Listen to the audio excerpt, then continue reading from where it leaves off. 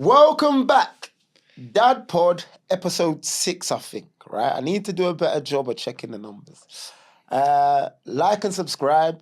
We're going to keep showing up and I'm going to keep bringing you fathers, men that can serve you and bring value to you. Today I have an amazing guest, Mark Lovell. I'm going to let him introduce himself in a second.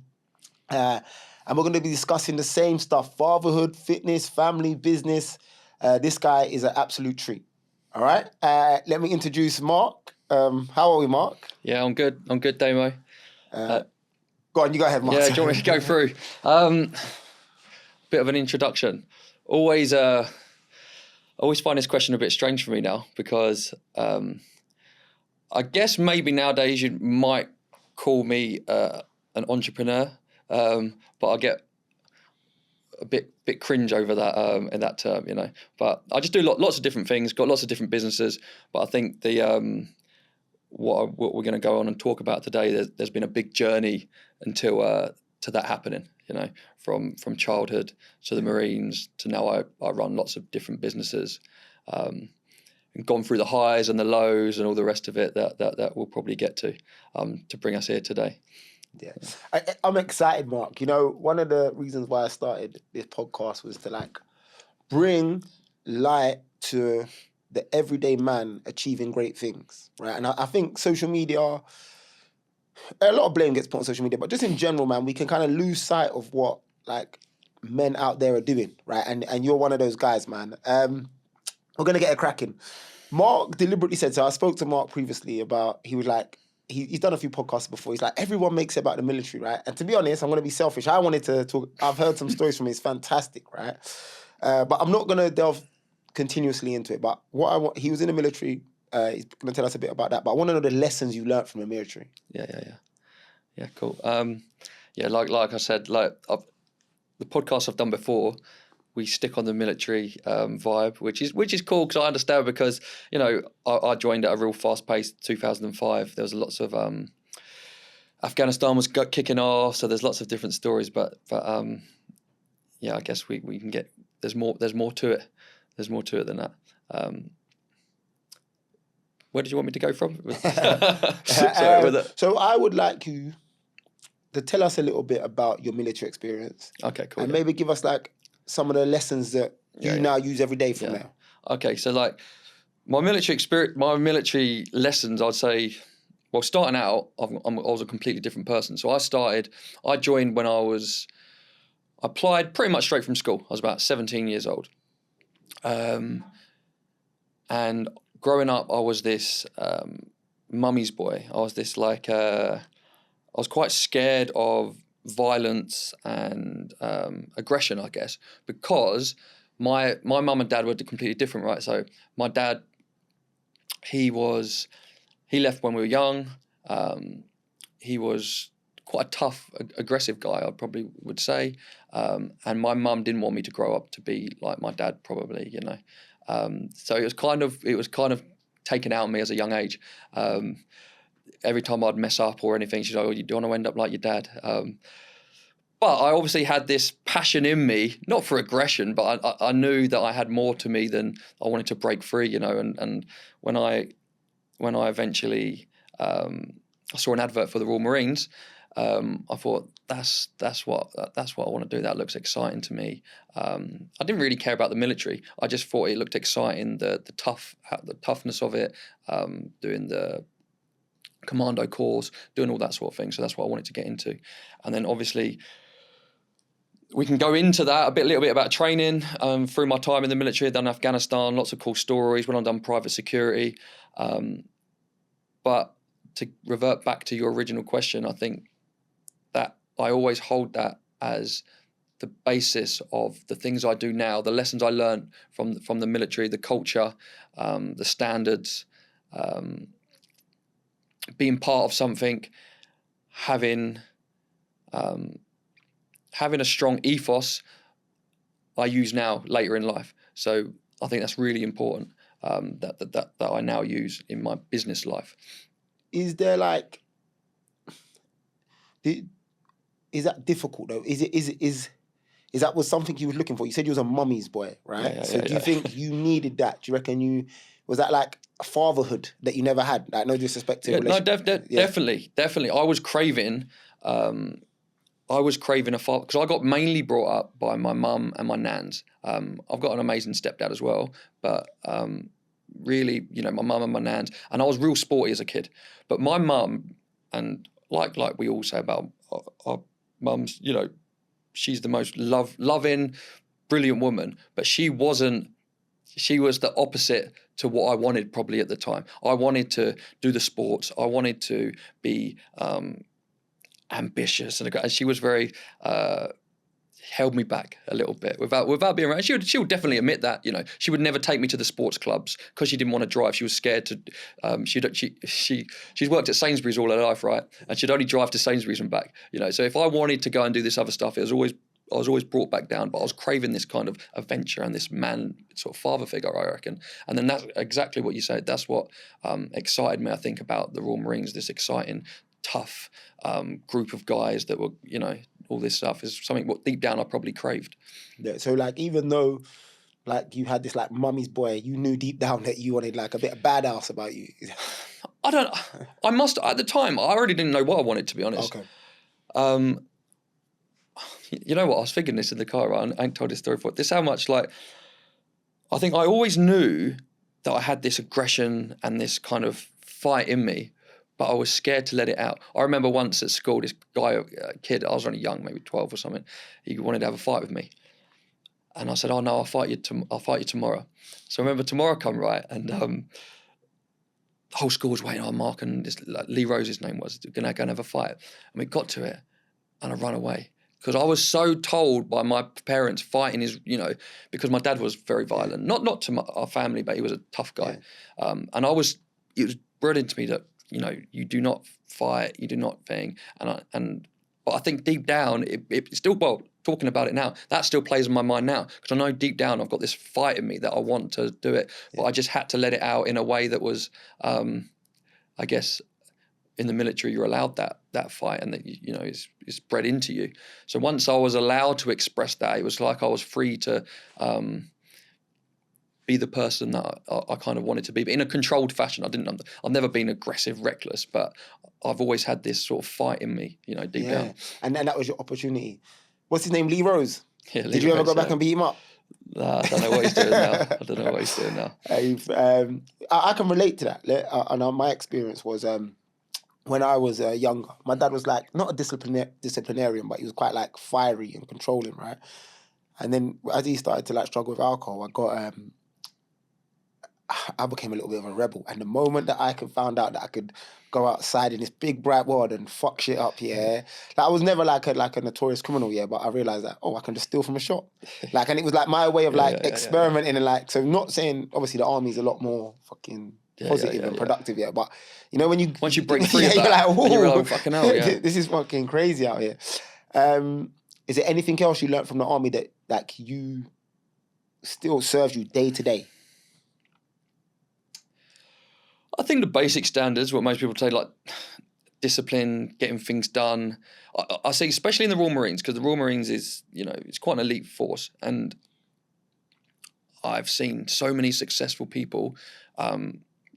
Well, in fact, I'd say you either go one way or the other. Obviously, some people have gone down the wrong path, but there's been a lot of successful people that I know from the Royal Marines that have gone on to be really good in other areas of life and business and excel. And there must be something to that. So I guess it must be the mindset that gets drummed into you. You're brainwashed when you go into Commando Training Center, Royal Marines. That the Commando ethos is on all the walls. The standards is so high. And I don't think that ever leaves you, you know.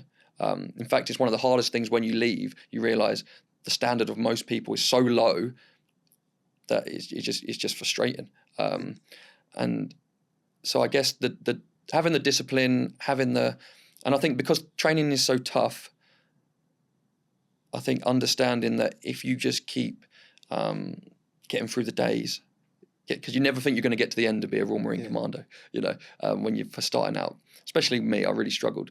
But you get through the days and then you get the prize at the end of it. And I guess that's what I've taken into everything else I've done. Everything else I've done in business and in my other careers, I've always started and I've been really shit. But I understand the game. So I just understand I'm never going to quit because that's not bred into me. So if I just keep doing the days, I get that. Well, we'll see then. All right, you're here. Well, we'll see. Because I know I'll just outwork you eventually. Like chipping away. Yeah, just chipping away at it and never knowing that, you know, you just got to keep moving. While some people goes like this, but then they, you know, drop off or whatever. I think that would spread into you from the training. You know, me and Mark just worked out in a gym around the corner. Danny was on the last episode, and fitness taught me that as well. You know, fitness, Mark. Sometimes you look at a session, you're like, oh fuck me, and then you just break it up into sets of 5. Yeah. You know, and then all of a sudden that 100 turns into 75, then 60, then you're under halfway. It's a similar in that if you focus on chipping away, it's a big one. You touched on something there, right? So it's a bit of a selfish question. But also I think it's going to serve the audience, right? PTSD and negative effects of the army. Yeah. Like PTSD, did you suffer with that? And yeah, we spoke about the positives, the negative takeaways that you've brought home from the army. Yeah.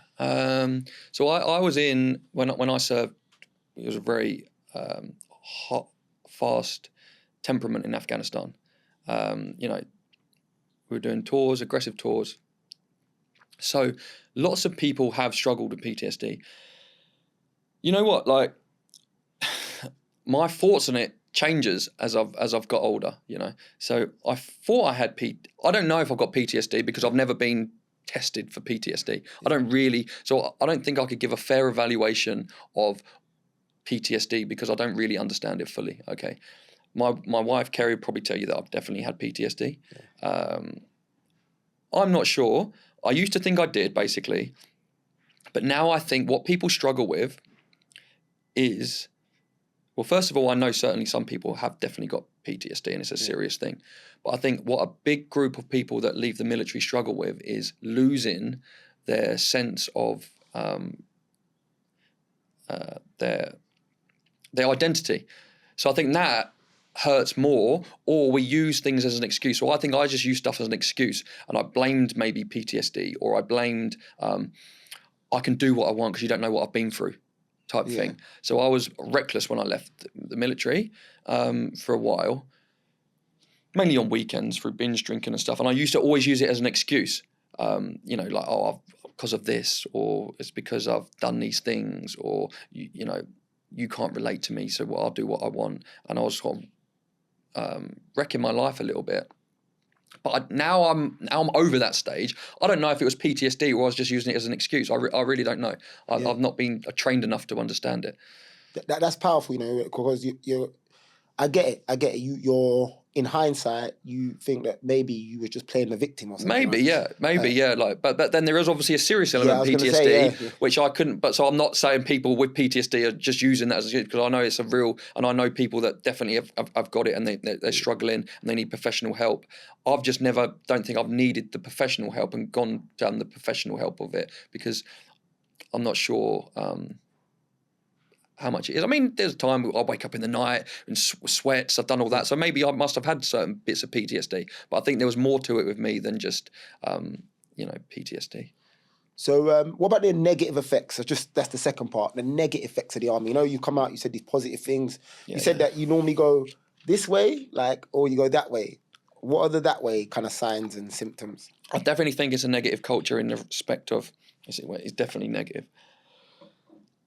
One of the things in the military, especially the Marines, is it's a tough man's.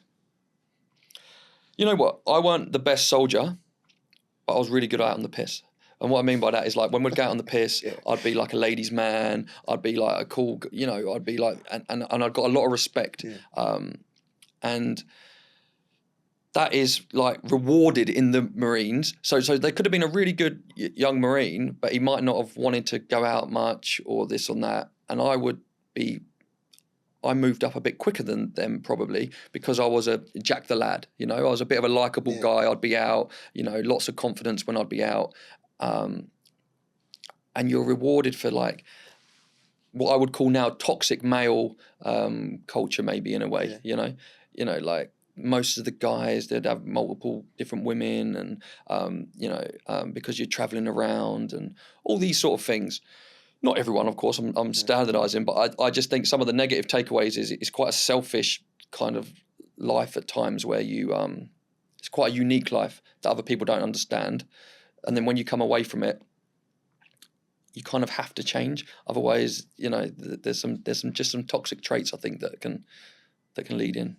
You know what? Well, I can relate to that from football. As you said that, it's crazy. It's like in football, it's the same thing. Like clear as day, and I'm not speaking about myself. I've seen someone that's a fantastic footballer that doesn't really integrate or in the way that they want. So like, not to say they're an antisocial person, but they've just not gone out on team nights out or not been a Jack the Lad yet, and they've suffered professionally because of that. So it's crazy you say that, it's like... And I look at mine and your journeys, although they're opposite, as pretty similar. So you football and then losing the identity probably from football, change going into, a new life, and then me with the Marines. I think that's probably why we got on so well. Finishing that life and then having to change identity to go into a new life, Yeah, similar kind of... Yeah, I thought you was going to big me up and say, I thought you could have been a Marine. I was going to be happy there. Afterwards, so... Actually, before we move on, give me a cool army story. You don't have to mention about headshots or anything, just something... I mean, it depends where you want to go. Are you talking about sort of out in Afghanistan type thing? Just something that you've told me a few. Like you've excited me. You've told me like about like one time how you had to clear a room, all of that kind of stuff. Have you got anything that? Yeah, like probably the biggest, probably the most intense time that when we was in Afghan, we were doing room clearances. We come up to a compound, and basically, when you first get out to say somewhere like Afghan, you're heightened all the time, because you think fucking hell, hearing noise and stuff. But eventually, you're there for so long, it becomes normal. So like fighting and shooting becomes normal because you're there so long. So you start relaxing more. So this was like a relaxing day as such. We're going through compounds. Obviously, it sounds crazy to some people. For us, it was relaxing. You kick the door down, go through the compounds. But it wasn't meant to be a hot area. So we didn't think it was, too much was going on.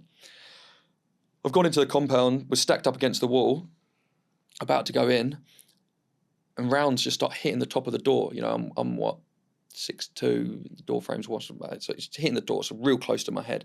As I've turned around, there's a guy probably not far off you, standing right at me with a PKM, which is like a big old machine gun.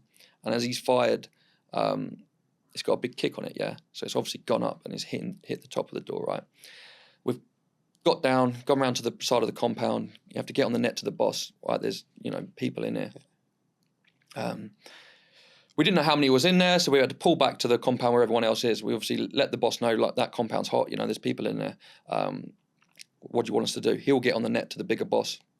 Right, compound, I should know it. I'm sure 59 maybe. There's there's enemy in. They told us we have to take the compound because it was part of our objective, so there was nothing else we to do. So then we didn't just go straight back in, to be fair. The compound got smashed then by we put up people around the compound to sort of far into the compound. Yeah. So it's already been smashed, but we've got to go back in and clear that compound. And that is, I mean, we knew we're going back in. We don't know if everyone's already died in there now because it's been smashed or not, and that's as real as it kind of gets, So like, before we go in, I said to my best mate, Cotters, if anything happens, tell my mum I love her, because you have to prepare, that's the sacrifice you make. But we went in, it was really successful. We had to grenade each room. No one got hit. And that was about as intense as it can probably get. Normally that would never happen, like when you're out in theatre, because you'd normally fight from far away, and it's not like the movies. It's normally rare that something's genuinely gone wrong if it's that close. But which is a pretty cool story to lead on from that is that PKM got collected, and now at 4-2 Commando at Lima Company, my unit, it's up on the wall with the story of what happened. So it's pretty cool, yeah. That's crazy, man. Like, I don't know if there's any people that like war movies, but I've always envisioned myself to be able to do that shit. But it's another level of bravery, man. So I commend it. And fuck me, boy. Like, even like shooting above your head, and then having to go back into the same room. It's crazy. But at the time, right? So at the time, it sounds all crazy, and when I'm talking about it, it sounds all crazy. But honestly, at the time, because it sounds weird, but it's so normal because that's what you're, it's kind of drummed into you. You're doing it every day. It's like, it's weirdly normal. That's why I think when we go back to people can't cope, because when you've gone weirdly normal into environments like that, where that's normal, coming back and just going to work, it's like, what? You can't do normal. It's weird. So that's where the head fuck comes in, you know? Yeah. Because it's like, Afterwards, Mark Lovell, the father, where we at? What happened afterwards? Talk me through it, man. How do we turn into an entrepreneur? What happens? So, yes, it's a crazy story, I guess. I didn't know what I was going to do. Oh, sorry, actually, when I left so we move on to security, I suppose, now, before I'd done that. So I had 2 ways to go in the Marines. I was doing really well. And then I got promoted to an acting corporal at a very young age, 22 years old, acting corporal, okay, which you're in charge of an 8-man section. But to be a full corporal, you have to do your junior command course, okay? And now I never really tell this story, but now again, I'm a different person now, and I can look back. I can be really honest about my life because I'm very confident now. I quit on it. If I deep down was being really honest, I wanted to go far in the Marines. I loved it. I loved the culture. I wanted to be a physical training instructor and go up. But I was too scared to stand up and so on your junior command course, you've got to stand up and do talks and lead people and all that. I was really good in the theatre side of things, running around doing all that. But when it come to delivering, because I wasn't very educated, I doubted myself. So if I'm honest, I made an excuse to get a different draft and quit on it. Fortunately, there was big money then happening in the private world. And because I had a good, done well out in Afghan, I got asked to go across to the private security. Let me just jump back there. Do you think it's a good idea for men to go into the military? Like, do you think that would be a good idea? You get this thing all the time, you know, when you hear people say like, "Oh, everyone should do it." Yeah, exactly. But not really. It would. But if you don't want to do it, then it's just a fucking waste of time, really, I think. Oh, is it? Okay. It's a bit like, we spoke about it a bit with coaching before. If you've got a client that don't really want to do it, it's fucking hard. You have to want to do it a bit. And it's, I don't know, and it just piss everyone off. You don't think it should be that compulsory kind of like... Not really, because I think you just be chasing your tail now too much with it. Because people, if they don't want to do it, it'd just be hard work. Oh, okay. But there would be a lot of benefits if they could do it, or they you know. So it's definitely not for everyone. You'd just be wasting your time with some people, I think. Yeah. So you've gone into the private security. Yeah. So then so in the private security, we done mainly maritime work. So we would protect ships that would transition through the high risk area. So around Somalia and stuff. Around 2012, it was very. There's a lot of ships that were getting taken from Somalians, hostage. Yeah. So we would provide security against that, basically. The film Captain Phillips come out, so that was all that sort of time when there's a lot of that going on. So I'd done that for a few years, and it was amazing. Like the first couple of years, it was like a dream job. I could stay out as long as I wanted. I'd do a transit, and then I could be in some hot country somewhere, partying and living the dream kind of thing, and then doing another job. So I really loved it. Eventually things started changing, the industry changed a bit, and I always knew from a very young age I wanted to be a father and, a husband and a father and have this sort of life. And I think probably because, like I say, I didn't have my dad around, and I always knew that was a passion of mine. And I've always been, I'm not being intelligent, but I've always been really, really inquisitive even as a young person, very interested in other people. So I used to watch the older guys, because again, I'm still young here. I'm doing private security at 24 years old, So most of the guys in it, there's a lot of guys older. So I was looking at them, and the common trend was divorced, moaning they never see their kids, their wives are taking their pension and they're fucking, all this sort of stuff. And a toxic lifestyle. Remember these bad traits from the Marines? That was now happening in the security, different women and this sort of culture. And I knew one day that I wanted to have this family, and I knew I couldn't do it there, so I had to leave. I put myself in a corner with work where I basically refused a job. They said I couldn't refuse, and I said I can, and I had no option basically but to leave. But I didn't know what I was going to do, so I was pretty fucked. When I come home and left it all, I spoke to Kerry, who was my girlfriend at the time. We were looking at my options, and I wanted to join the prison service because I thought that would be quite similar, Yeah. But not academic at all, and I failed the written test. Right, you have to do a basic written test, but I was terrible. So even though I would have been made a good prison officer, I guess, with that experience, that's how crazy the education system is. You know, they because I failed a multiple choice test. So Kerry was a barber. So I was sitting down the barber shop, and there weren't too many options. So I thought, I knew everyone in the barber shop because they're all my friends anyway. I thought maybe I'll do this, and everyone sort of laughed. What, you ain't going to do that? But I thought, well, I ain't got much else I can do really. You know, I'm not going to college. So I thought I would train up and do barbering, and that's what I did. I just cut my mate's hair in the barbershop, stayed down the barbershop. You know what, something I'm proud of, I worked, although I didn't have to, I worked 5 days a week, every day for nothing, because my money was being trained, you know. But I didn't have to go in, but I still went in, you know, every day at 20, you know, when I was there, 26, to do the training. So I was going through the barbershops anyway, like doing all that, but I just knew that it's not going to be enough for me. Like just cutting hair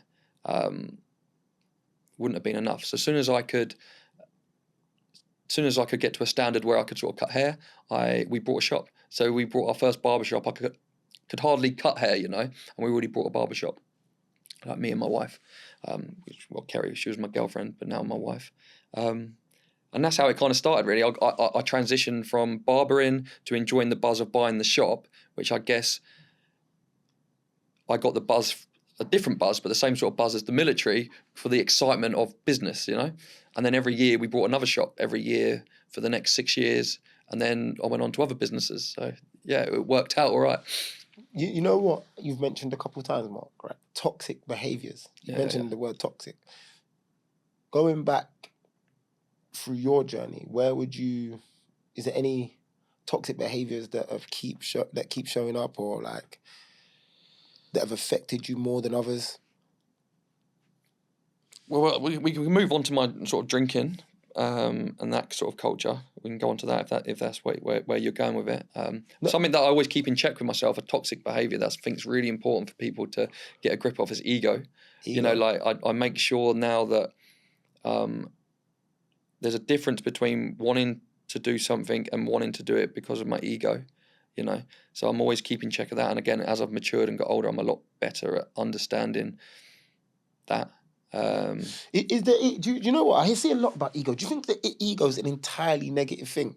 No, I think you have to have an ego. Yeah. Like, I think you have to have a certain, you know, like, because that is that competitive nature. Yeah, definitely. So I don't mind that, but I just mean, I suppose, doing things for me and my family, and not because for someone else, you know, not for validation from someone else. You know, I've got a big ego in my own goals. Yeah.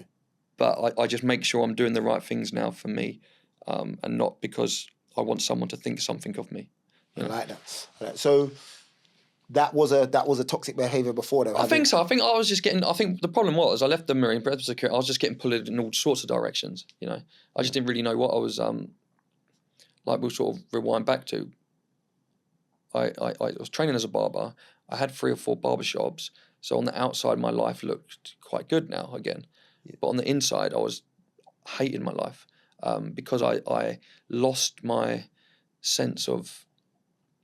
I wasn't really proud of anything anymore. You know, I was doing it, but I was kind of feeling a bit like a fake. Like I had the barbershops, I could cut hair, but it didn't excite me. The business side excited me, but even that, the barbering, I didn't have an end goal with it. It weren't my passion, you know. I didn't know where I was going to go with it.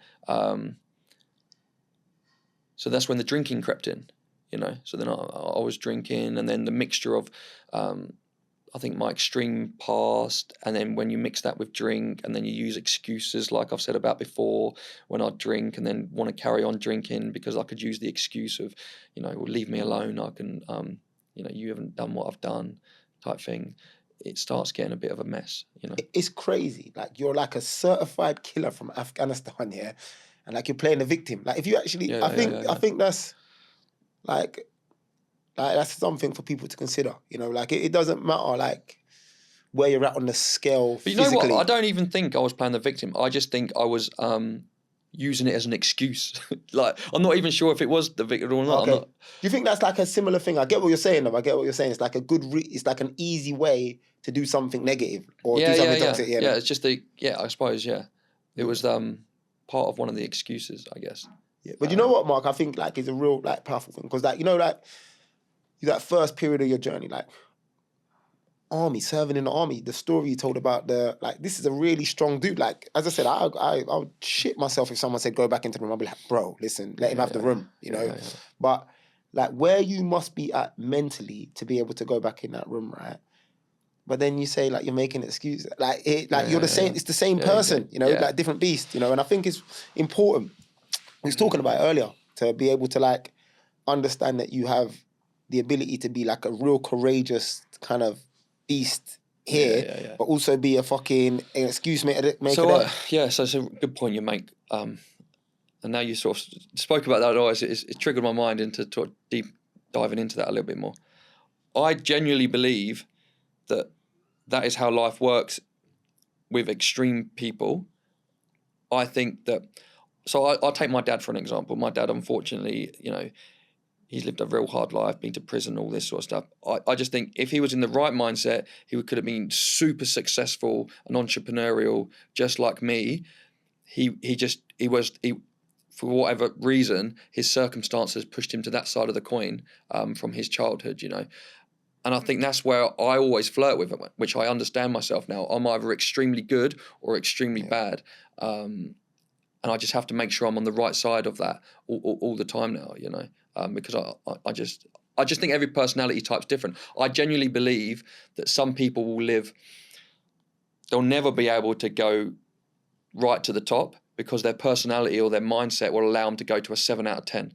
But that means they'll never go to a zero. They'll probably go down to a 3 or 4 and then bring it, you know. Whereas I think I could have went to a 10 and I could also went to a 0, you know. Yeah. You know, there's loads of instances of that, like people that are like criminals if they would have just found the right path. Yeah. Right? I think, pardon like the expression here, like, but I have to do things that like make my dick hard. Like I have to be excited, like, and I have to find a purpose. And I think, again, something we discuss all the time is like purpose. Like, you know, like having something. You keep saying something that makes you proud. I think purpose kind of ties in with that, innit? Like you feel purposeful doing something, right? Yeah. So, tell me a little bit more. So we've gone the barbershop. So Mark, you lot, by the way, he owned like 10 barbershops? I've got, 6 barbershops, but then other businesses, about 10 different businesses. Gym, yeah. Building another gym. Obviously, I don't know if you want to talk about that. You can build another gym. Mark is like a serial entrepreneur. I actually worked with Mark, right? How long ago, Mark? I think we started maybe probably 3 or 4 years now. Time flies, doesn't it? Don't seem that long ago, but it's probably 3 or 4 years, right? Yeah, but we haven't worked together for like 2 years, but the relationship was crazy. When I first met Mark, right, he was like, just from, I've said it there. Like, I would never think that he would be him. He was like quite stiff, like, you know, military. Like, just, what do I need to do? Like, I was like, it was a little bit like that, but this guy is a fucking machine. Like, you're building a gym at the moment, right? Yeah. So one of the business in that transition, I brought a gym with some partners, which is obviously still there, Linton Fitness. And that's sort of self-sufficient now. It runs itself. And then I guess from going back into the gym, I think now, but that led from working with you, because obviously we're sort of jumping all over the place here, but there's a reason why. Is when I started working with you was when I was just coming out of my drinking phase and sort of felt I was lost a bit. But then obviously you got me into fitness again, which then I found a passion for that again, and then all the other things that we worked on. So it just genuinely I wanted to revisit that. Okay, so then you got me into coaching, and then leading on from coaching, I guess, I wanted to go back into the gym, and obviously I'm into businesses, so now I'm opening a new, really, really exciting gym, with a juice bar restaurant in, which is going to be really exciting. We should get that signed on Friday. But yeah, I think the point you make is, I guess I just jump from all different things, and there's loads of, and that's just what I enjoy. I just enjoy networking. I can't take credit for everything because I have amazing teams and business partners and all the rest of it. But I think my skill is identifying that and working with people and getting. I would say my number one thing is I don't think I'm actually very good at anything, but my number one skill and asset is I get things done. And I think that probably comes from the military. It's like if something needs doing, it'll be done. Whereas a lot of other people, they talk about it, they say they're going to do it, you know, they think about it, they think of reasons why not to do it. You don't know if they're going to do it. I've already done it and I'm on to the next thing, you know. So like, I might not do it the best, but you don't have to, you know. You just have to get it done. That's how you get that compound interest, Yeah. right? That mindset. So like, I think it's really, I don't want to make this too motivational, even though that is a motivational, like that mindset shift, Mark. You got to realize that you're someone that's like, you could say you had a little bit of a bad relationship with alcohol, you know, even though you had the businesses in there. What was the mindset shift? Like, what is the big difference between that Mark and this Mark? Like, going all in on my relationship, definitely. Just stop right there. Yeah. Mark, we spoke, please do not touch on this one. What does that mean? I think like, I had this, again, it's really, and I'm not proud of it, but I had this mindset and this cult. Well, I'll tell you, look, one of the things my corporal in training that I really respected used to say is, women make the warrior weak, you know, which is terrible and toxic, you know, but that was my mindset. And he used to tell us that, lads, what are you on the phone to your missus for? Women make the warrior weak, you know, like, so I'm trying to understand is that was my kind of mindset. And I wasn't, so growing up and even in my early relationship days and even in my early marriage, you know,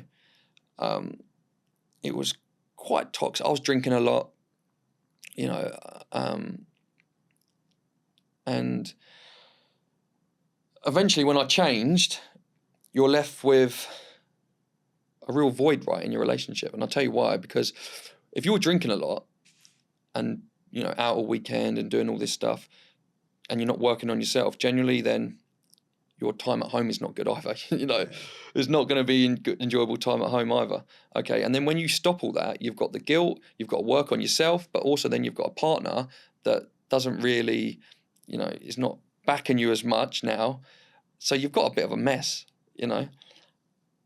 And I think it could have went either way, but me and my wife sat down and worked that out together. And we worked out that we had the same, even though we were on different paths or different parts at that stage in our lives, and I was a mess, to be honest, our goal and vision was the same. We were very, very strong family people. We love our children. We had the same vision at the end of the tunnel. We just fucking lost. Yeah. So then to work together and eventually to get through that, now everything is just buzzing and great and like, but I just don't think people, especially men, are brave enough to do that work. That's what I'm trying to say. Yeah. You know, they'll work on themselves. Or their business. Yeah, and then, but then the problem is then you could be here and then you've left your partner there. Yeah. You know, like you have to work together. And I think out of everything, that the thing I'm most proud of in my life more than anything is us sorting that relationship out and coming through the end of it. And now we can share everything together, you know. She's much more involved in the business stuff with, like, you know, she'll tell me about the designing element of it and, you know, and this and that, and we can discuss things and obviously our kids. But I think that's definitely the most important thing that probably come out of it. Listen, you see what, Mark, yeah? That's fucking super powerful, man. And I'm going to just say the same for me. If you have peace in your relationship at home and peace in your house, you can be a beast outside, right? And you know, football and army culture, like you said, we didn't do what is it, warrior? Yeah, women make the warrior weak. But that's crazy, the army, man. What the fuck? Yeah. But in football, right, if you say like after a game, I'm going home. Fuck off, man. You're under the thumb, man. Like, but then you're going home, if you go and stay out, you get on the piss or whatever, you then go home and you have a shit 2 days and you're grumpy, you're tension in the air. Ever since, look, shout out Kerry, by the way. I've met Kerry, a beautiful woman, you know, great mum. Wait. So when we used to be on coaching calls, I used to discuss stuff with you in it, and you used to always say, "Yeah, I'm on Kerry's side." Yeah, I'm on Team Kerry. Yeah, once I started appreciating my partner, like this is like kind of like unwritten rule amongst men that like you pit brethren or brotherhood over. These fucking guys don't even stay around. Like, they're gone. They're not even part of my life. But there's like this unwritten rule. But once I actually started to work on my relationship, man, leaving your house with fucking shoulders are higher. You're getting messages like on the gym floor, make sure you smash it. Where before I'd be like, this fucking. Yeah, definitely. And also you don't have to go to bed stressed, and you don't have to wait. You don't have to have anxiety and all that, worrying about what's going on at home and all this sort of thing. So you're just free to get everything done. And you definitely helped me with that. Actually, I remember on my coaching calls, because before, unfortunately, I didn't have no one around me that was. I think this is what men need as well. So I had no one, because I come from the military background, then I was playing a bit of non-league and like local football. And again, like you said, them cultures are quite similar. And that was my friendship circle, right? And in them cultures, you have no one brave enough to call you out on that bullshit. Yeah, so no one ever called me out on it, even though I wanted to be called out on it, Yeah. So when I started working with you, and everything was looking good, you always would never let me off the hook. You'd always say to me, how could your life be better? Or what more do you need? What else can you work on? Yeah. And I'd always come back to you and say, if I could, me and Kerry get this sort of thing, and you'd force me to go and have the conversations, have the things, and they're hard as well, Mark. Them hard conversations, and that's what you're proud of, because then you get through them hard conversations. Now, even in friendships or in my business, I know the hard conversations equals the most growth. Yeah. So I'll never let them go. And I remember even once you told me, like, go and have that conversation with us talking about someone at work. Won't go into it too much. She said, no, you need to go down. You need to go and address it tomorrow, this week, and let me know how it went. I did, and it's like, whoa. So now I just understand the hardest conversations you have to have in life are with the ones closest to you, because they mean the most, right? Hard conversation is much. People talk about gym sessions, Mark. Yeah. A hard conversation, like going into someone and saying, that's not good enough, or how hard is that? Because a lot of the time we premeditate the response, and we don't have the conversation, or we change what we're going to say. Super powerful. I remember I was working with Coach Dominic at the time, and a similar thing. I've not told Vicky this year, so if Vicky's watching this, I'm probably going to get in trouble for telling this story. But he said to me, I was like, oh man, what's one of the things you don't like? And how me and Vicky argue, I'm pretty sure a lot of men can relate to this. You have an argument and you just go into this complete little fucking bitchy mode, like, you did this in 1902. You did this in that. And then he said, Damien, you need to learn to argue better. And I was like, what? Like, you like, how, sometimes, I don't know, have you ever had that argument and like you have 3 days of tension? You're walking past each other like. And he said, look, why can't you just like give her a kiss and say, all right, we'll clear this up later?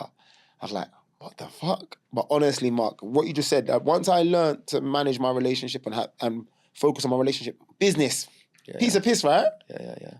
And it's good to remember, because I don't want people to think now if you're arguing your missus, there's always a problem. Me and Kerry still argue. Don't get me wrong. Definitely, but that's just because we love each other a lot. There's a lot of passion there, and we have high standards now. But as long as the goals are the same, there's always, it's always fine. We definitely argue too.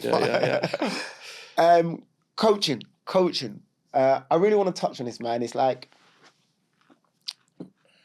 how does Mark Lovell fit into the coaching world? And also, what is coaching for you? I think like, especially with this whole like, the way like you can see on social media, it's like everybody's a coach. What is coaching for you, and how do you help people? It's probably changed.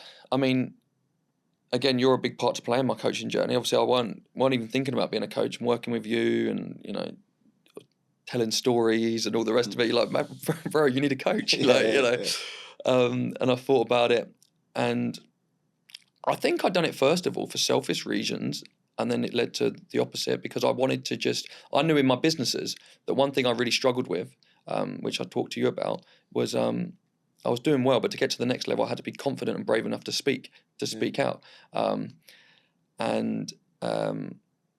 Remember I started going to Toastmasters. You made me go to Toastmasters, innit? So I go to Toastmasters, get better at talking. Still not great at it, but better.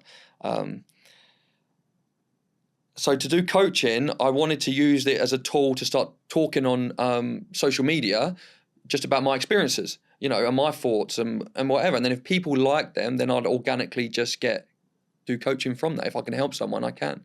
And obviously I had a passion for fitness, and I've got the gym. So it all like played into to becoming a coach.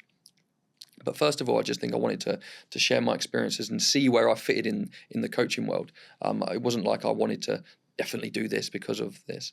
And I think I'm in a very lucky position because I have the other businesses, I can be really authentic with it. I don't have to because the thing I don't like about the coaching is we spoke about it earlier, you see people saying, you've got to be doing 10 grand a month and having these systems and doing all this stuff. And that's fine. But for me, I do it because I genuinely either want to help someone or not. Like if I can't help someone, I'd rather not work with them. If they relate to me, if I can get the best out of someone, and that's really what I do coaching. I think it's it's kind of like a hobby that is also a small business for me.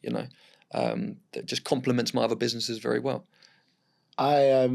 I think, when we used to have them conversations, you're like super qualified to help people, man. I used to sit and listen in. I asked you questions. We met up for drinks one time. I don't know if you remember. And I was just like, tell me this, tell me that. Yeah. Men. So I find it hard. If you make it about health and fitness, right? You can like attract men to asking for help, yeah? But do you think men need coaching outside of that? Do you think they should be more pro coaching and getting help from other men? Massively. I think, actually, when I first started working with men, and like they would say to me, they would often use the phrase, by the way, I haven't got no issues. I'm like, well, I'm not judging you. They're like, oh yeah, I said I'm working with you, but my missus asked me why. No, you ain't got nothing wrong with you. It's like, whoa, it's cool. It doesn't mean that you got issues. Yeah. Some people do just want the fitness, but genuinely there's always more to it, So I think fitness is a good way to break down the barriers to get into the mindset and all the other stuff. I think if you start with fitness, it's a safe space, but then really there's always more to it than fitness. Fitness is just it's not even the most important thing. There's a reason why, we're doing things. There's, I think we put fitness first, we need to put health first and then fitness like down here, Yeah.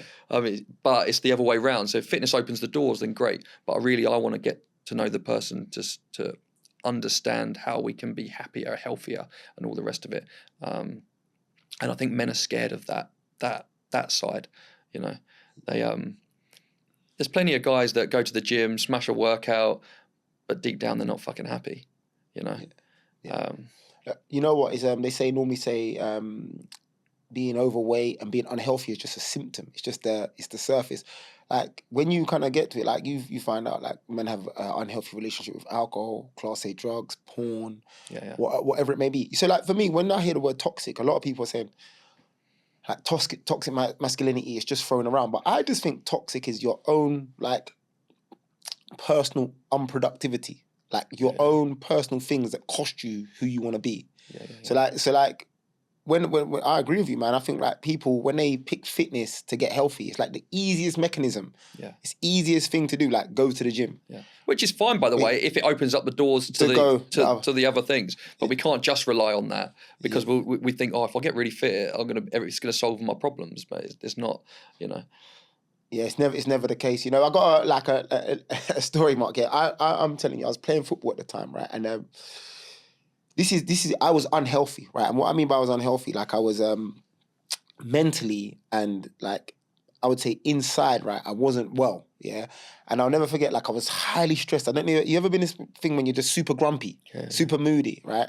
And I remember, I'll never forget my eldest son. We lived in a flat at the time. We came down into this car park. Come into the car park, and I'm gonna be late for football. And Vicky's gone, I forgot something upstairs. And Mark, it just angered me to the point, and I was like, fucking bitch. She's gone back upstairs, come back down. We've pulled out of the car park. I've turned left onto a one-way road. You're not meant to go up it, but I thought, fuck it, just turned, I'm a rebel. There's this car, it's come, a Mexican standoff, and the guy wants to go, obviously he's in the right way. And I'm like, no. Mark, I've jumped out the car, I've grabbed the guy, and bro, I was never gonna hit him. I'm like, and then he's just a Jamaican guy, he's going, don't touch me. Anyway, but at the point, Mark, I was so fucking like unhealthy. Do you get what I'm saying? But my whole... So you can't even control your own emotions. I can't even control my... And I say it to men, like men don't, like where before, I wasn't drinking at the time, but this is just another version of like not being well in the head. And I'm not saying I was depressed or anything, but I say to people that like, sometimes when you go on this route and you go fitness, there's other things that are unhealthy inside you. And that was that in that particular case, I was not in a good place, but I was going to gym. Yeah, You know, like that. I was eating reasonably well, but there's other. yeah, Does that make sense? You know. Yeah, definitely. And I think that's what you do well with your coaching is you don't make it just about the fitness side of things. It definitely helped me open up and address all the other little areas, you know, that are important. Definitely. Mr. Lovell, so we're coming towards it, and I want your takeaway. You're coaching men. I don't think you coach women as well, right? Like, what would you say is that the number one? We've talked about the symptom. What do you reckon the number one source of issues, problems, stress? Where is it coming from? You mentioned relationship with, sorting out relationship, but where is it coming from with us, with the people you work with? Is it money? Money. Health? Which one is it? I think bravery. Oof. You got to touch on that. I just think deep down, everybody knows what they want to be doing or what they should be doing in life. Like, or maybe not everyone knows, but if you don't know, then just stop doing things and then you'll eventually know, you know? Because at the minute, like, sometimes I say to people, you don't have to do anything. You just need to stop doing all this and then we'll find out where we want to be or what we want to do. But then when we do have these thoughts, being brave enough to actually act on them. I just think so many people live life. I always say it starts off and then, you have a feeling and then it's a thought and then it just stays a thought and nothing comes of it. You have to be brave enough to say the thought out. Like when I got this new gym and juice club that I wanted to do, I sat with Kerry and said, I want one of these, I thought it and I was brave enough to say it. And at that point, I didn't know how we were going to do this new thing, But because I was brave enough to say it, then it makes it real and then I have to work on it. And I think a lot of people, they're just not brave enough to take the steps to do what they want to do. And then deep down that becomes bitter and then they become stressed. And then they're not living the life they want to live maybe. And obviously I'm talking on a big level, but even in little things, that could just be, I want to start getting up at 7:00, but then every morning they're not, they're not doing the things that they say they want to do, the little things. And then it all adds up, I think. Bravery. Yeah, bravery, definitely. No, honestly, I couldn't. He took the words out of my mouth, Mark. Honestly, bravery. I don't know if my book's up there. It is up there in the back. The studio engineer didn't get rid of it, right? Which is good news, yeah. But one of the main chapters of my book is bravery. Mark, without bravery, what do you become? What someone else's opinion of you, right? Yeah, definitely. Yeah. One of the things that I do to antagonize and annoy my clients sometimes, I say, "You're being a coward." Yeah, and men, like, they'll say like, "Oh, I'm gonna do something." I say, "Oh, why don't you do it?" I say, "You're being a coward," even if like just to trigger. I notice that with men, But Mark Lovell, you have been an amazing, amazing guest. You lot, check him out. What's your name on Insta? Just Mark Lovell. Yeah, just Mark_Lovell, I think. Don't follow him unless he starts telling army stories. His army stories are the best stories, Yeah, follow Mark Lovell on Insta. He's on Twitter as well. Mark Lovell as well. Yeah. Super guy. Check him out. Your gym's in. Where do you live again? So Suffolk area. So yeah, in Haverhill, Bury St Edmunds. Yeah, and he owns the barber shops, which is Mr. Barbers. We've got quite a few all around Suffolk, Essex. Yeah, he's like a super entrepreneur. Check him out, man. But thank you very much for watching the Dad Pod. We're going to be back soon. You're going to see some solo episodes with me, but thank you.